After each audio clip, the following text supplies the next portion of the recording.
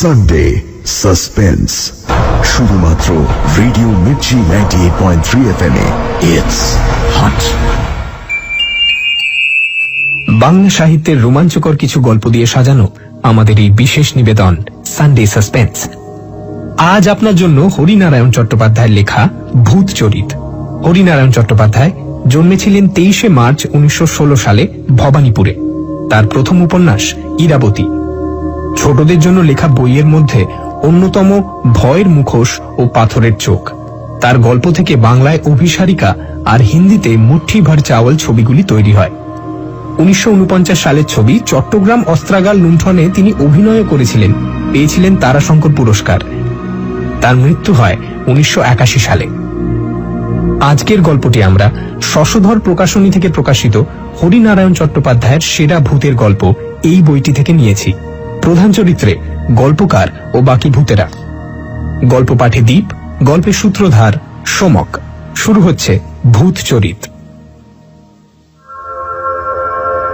ভূত নেই বলি কি করে? এতদিন বুক ফুলিয়ে বন্ধু বান্ধবদের আসরে, সভা সমিতিতে বলে এসেছি, ভূত শুধু মানুষের ভয়ের ছায়া, দুর্বল মানুষের অসুস্থ কল্পনা। ভূত বিশ্বাসী কয়েকজন বন্ধু তর্ক করেছে। পৃথিবীতে তোমার চেয়ে অনেক পণ্ডিত বিজ্ঞ লোকেরা ভূতের অস্তিত্ব স্বীকার করেছেন। তুমি চিৎকার করে সে অস্তিত্বে ফাটল ধরাতে পারবে না, ইত্যাদি ইত্যাদি। সবিনয়ে তাদের বলেছি, পণ্ডিতদেরও ভুল হয়, বিজ্ঞজনেরা প্রমাদ মুক্ত নন। বিখ্যাত চিকিৎসকের ভুলের জন্য কত রোগী খতম হয়েছে, প্রথম শ্রেণীর উকিলদের ভুলে কত নিরীহ লোকের ফাঁসি হয়েছে, তার ঠিক নেই। কাজেই তোমাদের ও প্রমাণ আমি মানতে রাজি নই, যতক্ষণ না আমি নিজের চোখে দেখছি। বন্ধুরা মারমুখী হয়ে উঠেছে। তার মানে তোমার স্থূল দেখাটাই আসল, তুমি নিজের চোখে একবার। তাদের আমি বাধা দিয়ে বলেছি, তোমরা কি বলবে আমি জানি। আমেরিকা দেখিনি বলে আমেরিকা নেই। আমার ঠাকুরদার বাবাকে আমি চাক্ষুষ দেখিনি, কাজেই তারও অস্তিত্ব নেই, এই তো। কিন্তু আমেরিকা ফেরত অনেক লোকের সঙ্গে আমার পরিচয় আছে, তারা আমেরিকা দেখেছে। আর ঠাকুরদাকে আমি দেখেছি, তাই বৈজ্ঞানিক কারণে তার বাবাও নিশ্চয়ই ছিলেন। কিন্তু তোমরা কেউ ভূত দেখেছো? এমন কাউকে আমার সামনে হাজির করতে পারো যিনি চাক্ষুষ ভূত দেখেছেন? বন্ধুরা আমার মতো নাস্তিক সম্বন্ধে হতাশ হয়ে তর্ক বন্ধ করেছে। নাস্তিক কারণ তাদের মতে ভূত যে মানে না, ঈশ্বরের অস্তিত্ব সম্বন্ধে তার বিশ্বাস না থাকাই স্বাভাবিক। আমি নিজে কিন্তু কম চেষ্টা করিনি। যেখানে ভূতের গন্ধ পেয়েছি সেখানে ছুটেছি। পোড়ো বাড়িতে, জলা জায়গায়, দীপান্তরের মাঠে, গোরস্থানে, শ্মশানে, কিন্তু ভূতের দেখা পাইনি। এমনই করে স্কুল জীবনটা কাটল। কলেজ জীবনেরও কিছুটা। একদিন ক্লাস ছিল না, কমন রুমে বসে গল্প করছিলাম। নানা ধরনের কথাবার্তা, দেশ বিদেশের কথা, চাকরির অবস্থা, সাধারণভাবে মানুষের মধ্যে ধর্মহীনতার প্রসার। শেষকালে শুরু হলো ভূতের কাহিনী। আমার এক সতীর্থ বলল, মানুষ যত সভ্য হচ্ছে, শহরের প্রসার হচ্ছে, ততই ভূত সরে যাচ্ছে। আমি হেসে বললাম, ভূত ছিলই না কোনোদিন, কাজে সরে যাওয়ার প্রশ্ন ওঠে না। আমার কথা শেষ হওয়ার আগেই গুরুগম্ভীর কণ্ঠ কানে এলো, বলো কি হে, ভূত নেই? চমকে ফিরে দেখলাম একটু দূরে আর একটা চেয়ারে একজন ছাত্র, বয়সে আমার চেয়েও বড়, এক মুখ গোঁফ আর দাড়ি, চোখে পুরো পাওয়ারের চশমা। জানতাম ছাত্রটির নাম আনন্দমোহন, দর্শনে এমএ পড়ছে। ভূত দেখবার সাহস আছে? দলের সবাই চুপচাপ, কেবল আমি বললাম, হ্যাঁ আছে। আনন্দমোহন চেয়ারটা টেনে আমার পাশে বসল, এক দৃষ্টে কিছুক্ষণ আমার দিকে তাকিয়ে থাকলো, তারপর বলল, কিছু হলে আমাকে দায়ী করতে পারবে না কিন্তু। হেসে বললাম, নিশ্চিন্তে থাকুন, আমি সাবালক, আপনার কোনো দায় থাকবে না। শোনো তাহলে, ক্যানিং লাইনে চেপে চাঁপাহাটিতে যাবে, ভালো নাম চম্পাহাটি। সেখান থেকে 2 মাইল দূরে খালেশ্বরীর মন্দির, তার পাশেই শ্মশান। অমাবস্যার রাতে সেই শ্মশানে গিয়ে রাত কাটিয়ে ফিরে আসতে হবে, অবশ্য যদি তোমার বরাতে ফিরে আসা থাকে। এরকম ভয় দেখানোর কথা আমি আগেও শুনেছি, শ্মশানে অন্ধকারে রাতও কাটিয়েছি, কিন্তু কিছু দেখতে পাইনি, আমার কোনো ক্ষতিও হয়নি। তাই বললাম, কিন্তু আমি যে সত্যি খালেশ্বরী মন্দিরের শ্মশানে গিয়েছি তা আপনার কাছে প্রমাণ করব কি করে? আনন্দমোহন মাথা নাড়ল। তার উপায় আছে। খালেশ্বরীর মন্দিরের পাঁচিলে অদ্ভুত পরগাছা আছে, মানুষের আঙুলের মতো লম্বা লম্বা পাতা, পাংশুটে রঙের ফুল হয়। এ ধরনের গাছ অন্য কোথাও দেখিনি। তাছাড়াও আর একটা ব্যাপার আছে, ওই পরগাছার পাতায় পাতায় চিতার ধোঁয়ার গন্ধ। মরা পোড়ানোর চামড়া আর আঁশটে গন্ধে অন্নপ্রাশনের ভাত উঠে আসে। সেই গাছের 5টা পাতা তুলে আনতে হবে। ঠিক আছে, আমি রাজি। ঠিক হলো, আনন্দমোহন আমার সঙ্গে চম্পাহাটি পর্যন্ত যাবে। সেখানে তার এক মাসির বাড়ি। রাত হলে আমি চলে যাব শ্মশানে। পরগাছার পাতা নিয়ে ভোরবেলা ফিরে আনন্দমোহনের সঙ্গে দেখা করব। যদি পারি আনন্দমোহন পেট পুরে কলেজ কেবিনে খাওয়াবে। তাছাড়া করকরে 10 টাকার একটা নোট দেবে। আনন্দমোহনের মেশো অনেক বারণ করলেন। বাবা, ওসব গোয়ার তুমি করতে যেও না, জায়গাটা খুবই খারাপ। তান্ত্রিকরা উপাসনা করেন, অমাবস্যায় নিঘাত ওদের আবির্ভাব হয়। এসে উত্তর দিলাম, ওদের সঙ্গে মোলাকাত করতেই তো যাচ্ছি। আমি যখন নাছোড় বান্দা তখন আনন্দমোহনের মেশো একটি রুদ্রাক্ষ হাতে বেঁধে দিয়ে বললেন, রাম রাম, বিপদে পড়লে রাম নাম জপ করবে। আর কি বলবো বাবা, এসব সর্বনেশে খেলায় মেতো না, কোনোদিন মুশকিলে পড়ে যাবে।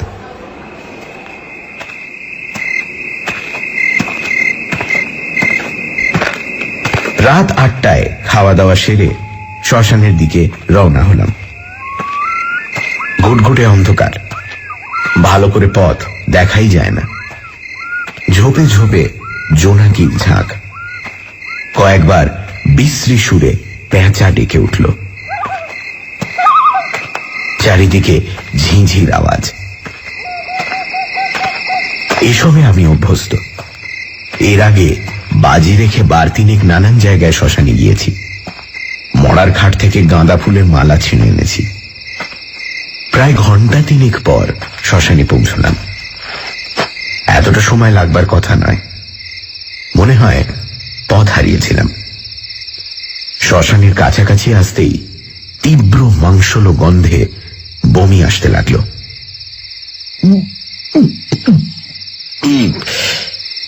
বুঝতে পারলাম বোধহয় মরা পোড়ানোর গন্ধ। অথচ কাছে গিয়ে কোনো চিতা দেখতে পেলাম না। একটু ঘোরাঘুরি করেই বুঝতে পারলাম উগ্র গন্ধ আসছে খালেশ্বরীর মন্দিরের দিক থেকে। কাছে গিয়ে টর্চ জ্বালালাম। গন্ধের জন্য নাকে রুমাল চাপা দিলাম। এই সময় এলোমেলো হাওয়া উঠল। পরগাছাগুলো শিরশির করে কেঁপে উঠল। কি আশ্চর্য, ঠিক যেন আঙুল নেড়ে আমাকে কাছে ডাকছে। ভোরবেলা ফেরার সময় এই বরগাছার পাতা ছিঁড়ে নিয়ে যাব। আবার শ্মশানের দিকে ফিরলাম। স্থির জোনাকির মতো অনেকগুলো আলো। বুঝতে অসুবিধে হলো না, ওগুলো শেয়ালের চোখ। তাদের রাজত্বে আমার অনাহত উপস্থিতিতে থমকে দাঁড়িয়ে পড়েছে। কাছে যেতেই ছুটে পালালো। অদ্ভুত একটা শোঁ শোঁ শব্দ। মরার খুলির মধ্যে দিয়ে বাতাস প্রবাহিত হলে এই ধরনের শব্দ হয়। আরেকটু এগিয়ে দাঁড়িয়ে পড়লাম।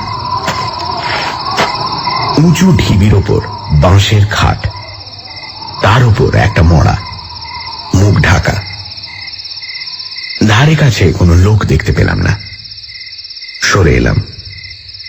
এদিকটা অনেকগুলো গাছের জটলা, তার তলায় মিটমিট করে লণ্ঠন জ্বলছে। যাক, সম্ভবত কোনো লোক আছে ওখানে। শ্মশানে সারাটা রাত একলা থাকতে হবে না। কাছে গিয়ে দেখলাম লণ্ঠন মাঝখানে করে 2 জন লোক চুপচাপ বসে আছে। পরনে গেঞ্জি আর ধুতি, বিস্ফারিত চোখ, গালের চোয়াল প্রকট। কে আপনারা? দাদা, আপনারা কে? বার দুয়েক প্রশ্ন করতে উত্তর মিলল। আমরা মোড়া পোড়াতে এসেছি। মরা পোড়াতে এসেছেন শুধু দুজন? আরো দুজন গায়ে গেছে কাঠ কিনতে, অনেকক্ষণ গেছে, ফিরছে না কেন কে জানে, নেশা করে কোথাও পড়ে আছে হয়তো। আমি তাদের কাছে বসে পড়লাম। যাক, সারাটা রাত অন্তত মুখ বুজে থাকতে হবে না, কথা বলবার লোক পাবো। একজন আমার দিকে চোখ তুলে জিজ্ঞাসা করলো, আপনি এখানে কেন? আমি বেড়াতে এসেছি। উত্তর শুনে দুজনেই খ্যাঁক খ্যাঁক করে হেসে উঠল। শ্মশানে বেড়াতে? ভালো ভালো, বেড়াবার জায়গা পেলেন না? মরিয়া হয়ে বলে ফেললাম, না মানে ভূত দেখতে এসেছি। ভূত দেখতে এসছেন? খাঁচা এনেছেন? খাঁচা? খাঁচা দিয়ে কি হবে? কেন, ভূত দেখতে পেলে ধরে নিয়ে যাবেন? বুঝলাম ঠাট্টা করছে, কোনো উত্তর দিলাম না। কিন্তু কতক্ষণই বা চুপচাপ থাকা যায়। একসময় জিজ্ঞাসা করলাম, কে মারা গেলেন? আমাদের দাদা। আবার চুপচাপ। কিছুক্ষণ পর আরেকজন বলল, এ তো ভারী মুশকিল হলো, কতক্ষণ এভাবে বসে থাকবো, এত দেরি তো হওয়ার কথা নয়। চলো একটু এগিয়ে দেখি। লণ্ঠন তুলে নিয়ে ওরা উঠে দাঁড়ালো। আপনি বসে বসে শ্মশানে হাওয়া খান মশাই, আমরা গাঁয়ের দিকে একটু এগিয়ে দেখি। বসে বসে দেখলাম লণ্ঠনের ম্লান দীপ্তি গাছপালার আড়ালে ঢাকা পড়ে গেল। হাওয়ায় গড়াতে গড়াতে পায়ের কাছে কি একটা ঠেকল। হাতে করে তুললাম, নরমুণ্ড। কি আশ্চর্য, হাতে নিতেই যেন নড়ে উঠল, জীবন্ত বস্তুর মতো। মাটিতে ফেলে দিতেই আবার গড়িয়ে গড়িয়ে চলে গেল। বুঝতে পারলাম মনের ভুল।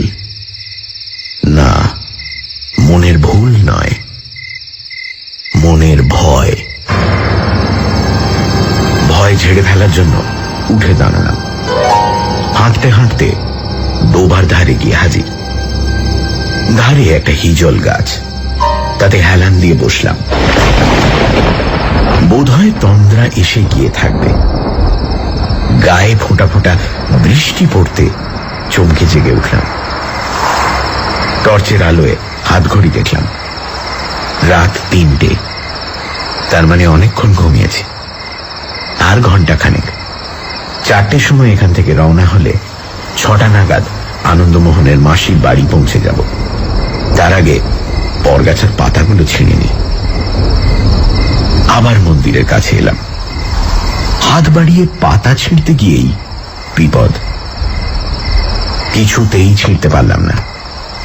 কি শক্ত পাতা রে বাবা!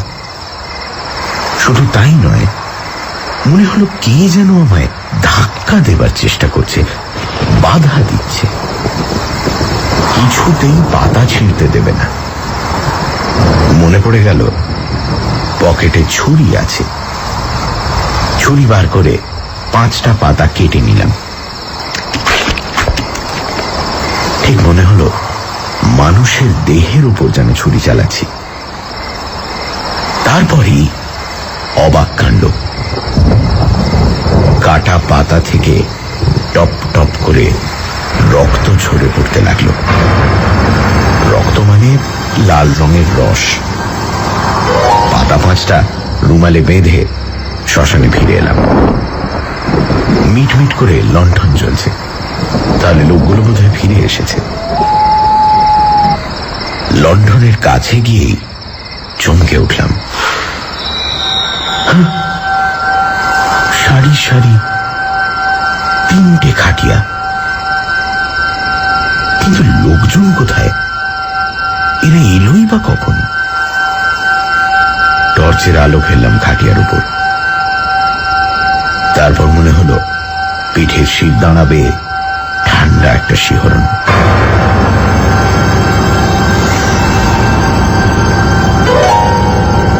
আমার সমস্ত শরীর টলতে লাগলো।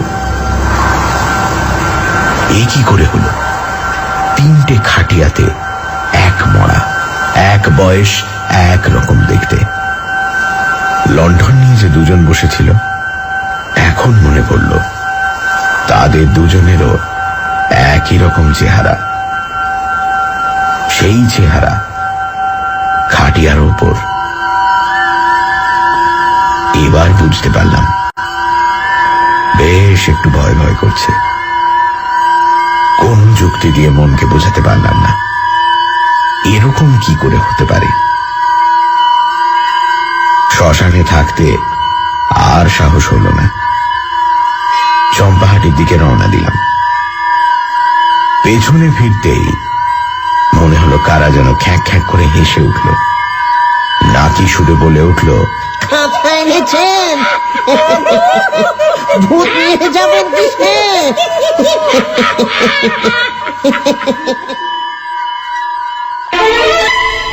সানডে সাসপেন্স, শুধুমাত্র রেডিও মির্চি 98.3 FM এ।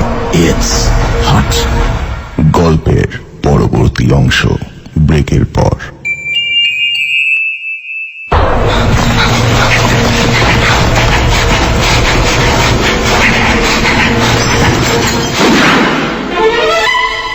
সানডে সাসপেন্স, শুধুমাত্র radio Mirchi 98.3 FM A. It's hot. ভূত নেই এটা প্রমাণ করতে খালেশ্বরী শ্মশানে রাত কাটানোর বাজি ধরেন লেখক। শ্মশানঘাটে তার আলাপ হয় মরা পোড়াতে আসা দুটি অদ্ভুত লোকের সাথে।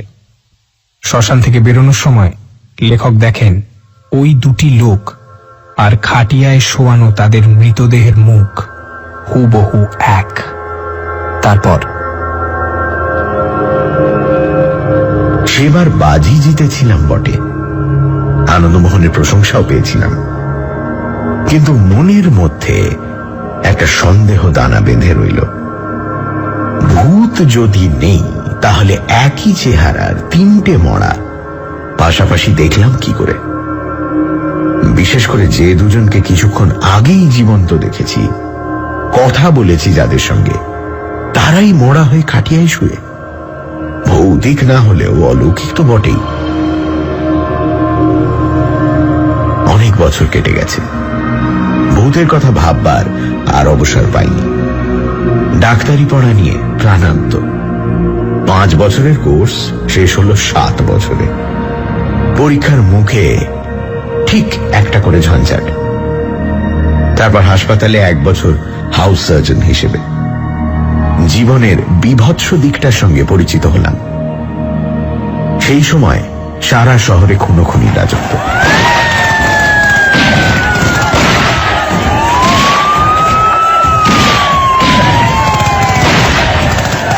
সময় নেই, অসময় নেই, গাদা গাদা মরা মর্গে এসে পৌঁছতে লাগলো। বোমায় কারোর হাত পা উড়ে গেছে, ছোড়ার আঘাতে কারোর পেটে নাড়ি ভুড়ি বাইরে এসে পড়েছে। আবার পথ দুর্ঘটনায় বলিও আছে, লরি কিংবা বাসের তলায় থ্যাতলানো দেহ। এই সব মরা চিরে রিপোর্ট দিতে হতো। এই কাজে আমার সহায় মাধাই ডোম। সেই অর্ধেকের বেশি কাজ করে দিত। খালেশ্বরী মন্দিরের সেই পরগাছার গন্ধে একদিন নাকে রুমাল চাপা দিতে হয়েছিল, কিন্তু এখন স্তূপাকৃত মরার গাদার মধ্যে ঘোরাফেরা করে কোনো গন্ধ পাই না। এক রাতে ঘুমে অচেতন ছিলাম, হঠাৎ দরজায় ধাক্কা। ডাক্তার সাহেব, ও ডাক্তার সাহেব, ডাক্তার সাহেব। অল্প ডাকেই ইদানিং ঘুম ভেঙে যেত। তাড়াতাড়ি উঠে দরজা খুলে দেখলাম মাধাই ডোম দাঁড়িয়ে। কি খবর জানাই ছিল, তবু জিজ্ঞাসা করলাম, কি ব্যাপার? একটা মরা এসেছে হুজুর। তাড়া কিসের? কাল সকালেই নয় হবে? না, আপনি একবার আসুন। আশ্চর্য লাগলো, মাধাই ডোমের এত আগ্রহ দেখিনি এর আগে। পোশাক বদলে মর্গে চলে এলাম। মেঝের ওপর স্ট্রেচারে শোয়ানো রয়েছে, মনে হচ্ছে যেন ঘুমোচ্ছে। বছর 19-20 বেশি নয়। এক মাথা ঢেউ খেলানো চুলের রাশ, কালো চুলের মাঝখানে পদ্মের মতো ঢলঢলে একটি মুখ। মুখে কোনো বিকৃতি নেই, একটুও কুঁচকয়নি কিছু। কে নিয়ে এলো? পুলিশ। মারা গেল কিসে? উত্তরে মাথায় ডোম দেহটা উপুর করে দিল। পিঠের দু জায়গায় গভীর ক্ষতের চিহ্ন। মনে হলো ধারালো ছোরা দিয়ে দুবার আঘাত করা হয়েছে। মাথায় ডোম আজকাল অনেক বিজ্ঞ হয়েছে। গম্ভীর গলায় বলল, পার্টির ব্যাপার হুজুর, আজকাল যা হয়েছে আর কি। নিজের কাজ শুরু করে দিলাম। ঘন্টাখানেকের বেশি লাগলো না, রিপোর্ট লেখাও শেষ। মাথায় ডোমকে জিজ্ঞেস করলাম, বডি নিতে কেউ এসছে? না হুজুর, এখনো হয়তো সর্বনাশের খবরই পাইনি। তা ঠিক, কাল খোঁজ পড়বে। পরের দিনও কেউ এলো না। পুলিশ মৃতদেহের ফটো নিয়েছিল, তার ফটো ছাপিয়েও দিয়েছিল বড় বড় খবরের কাগজে।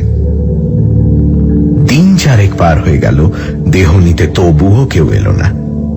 ওষুধ ইঞ্জেকশন দিয়ে মৃতদেহ ঠিক রাখার চেষ্টা করা হয়েছিল যাতে গন্ধ না বের হয়, কিন্তু দেহ আটকে রাখবার একটা সীমা আছে। মাথায় ডোম এসে তাগাদা দিতে লাগলো, হুজুর আর কদিন আটকে রাখবো, হুকুম দিন গাদায় পুড়িয়ে দিই। মাথায় ডোমের উদ্দেশ্যও ছিল, অনেক হাড়ের ব্যবসায়ী চড়া দামে কঙ্কাল কিনতে চায়। বেওয়ারিশ লাশ তাদের পাচার করে দেওয়া খুব লাভজনক। যখন ভাবছি কি করব, তখন একজন ছাত্র এসে খবর দিল, স্যার একটা ছোকরা আপনার সঙ্গে দেখা করতে চায়। এরকম অনেকেই আসে, আত্মীয় স্বজনকে হাসপাতালে ভর্তি করতে চায় কিংবা মেডিকেল রিপ্রেজেন্টেটিভ ওষুধ গছাতে উৎসাহী। দুটো ব্যাপারেই আমার কোনো হাত ছিল না, তবু ছোকরাকে ডেকে পাঠালাম। মাথায় ডোমকে বললাম পরে দেখা করতে। ছোকরা আমার ঘরে ঢুকতেই চমকে উঠলাম, চেহারায় এমন মিল হয়! মৃতা মেয়েটির সঙ্গে অদ্ভুত সাদৃশ্য, মুখ, চোখ, রং সবই একরকম। মেয়েটি যেন পুরুষের বেশ পরে এসেছে। কিছুক্ষণ কথা বলতে পারলাম না, তারপর বললাম, হ্যাঁ কি চাই?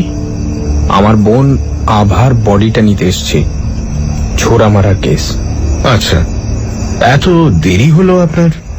আমি অনেক দূর থেকে আসছি, খবরের কাগজে ফটো দেখে চিনতে পেরেছি। কথাগুলো বলার সময় ছোকরার গলা অশ্রুরুদ্ধ হয়ে এলো। মৃদু কণ্ঠে বলল, দেশ থেকে এ হানাহানি যে কবে শেষ হবে। আমি বলেই ফেললাম, আপনার সঙ্গে আপনার বোনের চেহারার কিন্তু অদ্ভুত মিল। ছোকরা কিছুক্ষণ এক দৃষ্টে আমার দিকে দেখল, তারপর বলল, সত্যি কথা বলতে কি, আমরা যমজ। আমি আভার চেয়ে 7 সেকেন্ডের বড়। বডি ছেড়ে দেওয়ার জন্য যা প্রয়োজন করে দিলাম। মনে একটু সান্ত্বনা পেলাম, যাক মেয়েটির দেহের সদ্গতি হবে। ব্যাপারটা ঘটল ঠিক পরের দিন। কোয়ার্টার থেকে বের হয়ে হাসপাতালে ঢুকছি, মাথায় ডোমের সঙ্গে দেখা। হুজুর আর একজন লাশের খদ্দের এসছে। কে? এ আবার কোন লাশের? আরে সেই ছোঁড়া মারার কেসটা হুজুর, অল্প বয়সী মেয়েটা। বলিসনি কাল তার ভাই লাশ নিয়ে গেছে?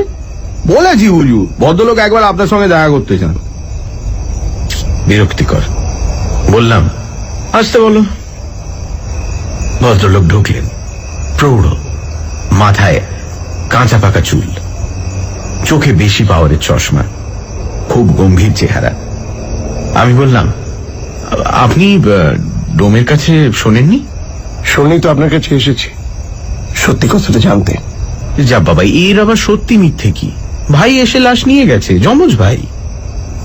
সামনে রাখা চেয়ারে ভদ্রলোক বসে পড়ে বললেন, হ্যাঁ সমজ ভাই? মানে অঞ্জু এসে বডি নিয়ে গেছে? এরে নাম তো মনে নেই, খাতায় লেখা আছে, দেখতে পারেন। আপনি কে? আমি আভার বাবা। বাবা? হ্যাঁ, চাকরি থেকে অবসর নিয়ে রেবতীপুরে থাকি।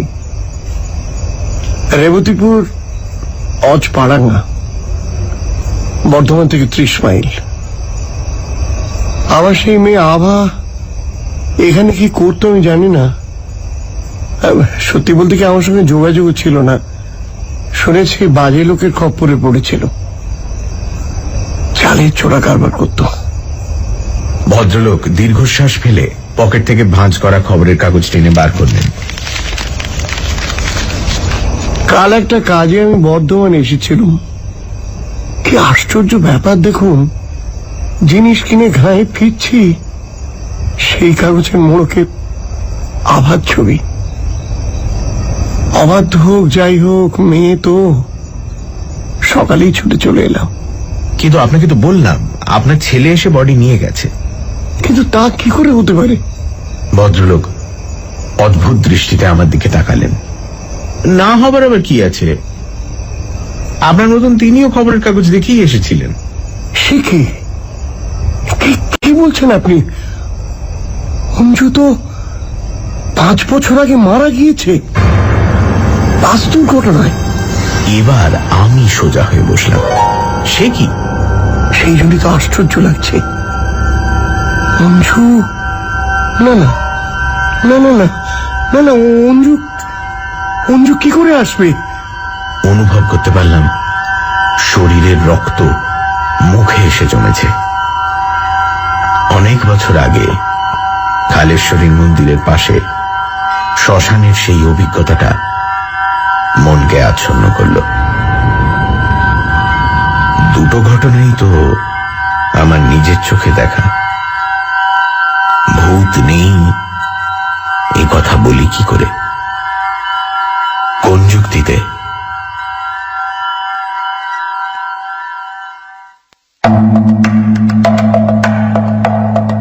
শুনছিলেন ভূত চরিত, রচনা হরিনারায়ণ চট্টোপাধ্যায়, গল্প পাঠে আনন্দমোহন, মেশো ও মাধাই ডোম, দ্বীপ। গল্পের সূত্রধার সোমক। অঞ্জু ও প্রথম ভূত সোমক, দ্বিতীয় ভূত পুষ্পল, বাবা জগন্নাথ বোস। এই পর্বের আবহ সঙ্গীত ও স্পেশাল এফেক্টসে শুভদীপ, সমগ্র আবহ সঙ্গীত এবং স্পেশাল এফেক্টসে রিচার্ড, বিশেষ সহযোগিতায় লাবণ্য, পর্ব পরিচালনায় রাইট ব্রাদার্স থেকে অনির্বাণ ও অভিষেক, পরিকল্পনা ও পরিচালনায় ইন্দ্রাণী। রেডিও মির্চি অবুজ ভাই, মানে অঞ্জু এসে বডি নিয়ে গেছে? এই রে, নাম তো মনে নেই, খাতায় লেখা আছে, দেখতে পারেন। আপনি কে? আমি আভার বাবা। বাবা?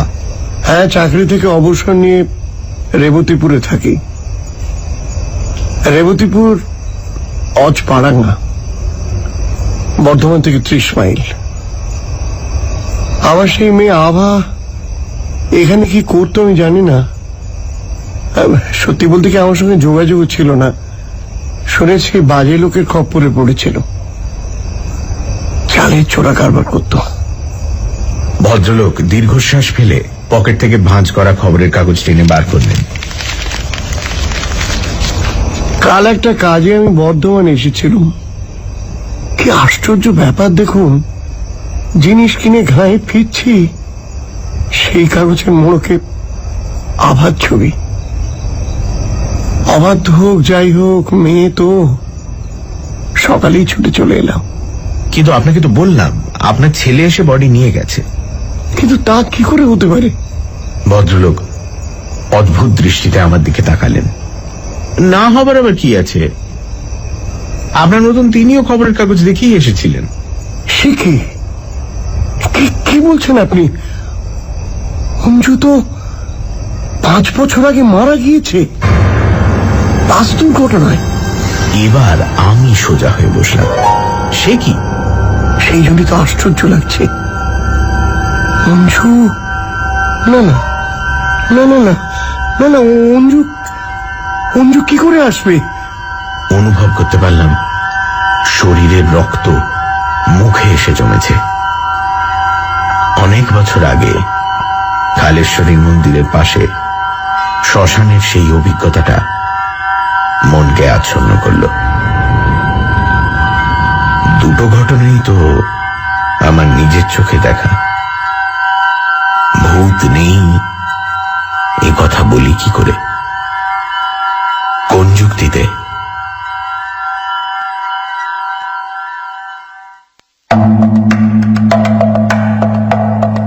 শুনছিলেন ভূত চরিত, রচনা হরিনারায়ণ চট্টোপাধ্যায়, গল্প পাঠে আনন্দমোহন, মেশো ও মাধাই ডোম, দ্বীপ।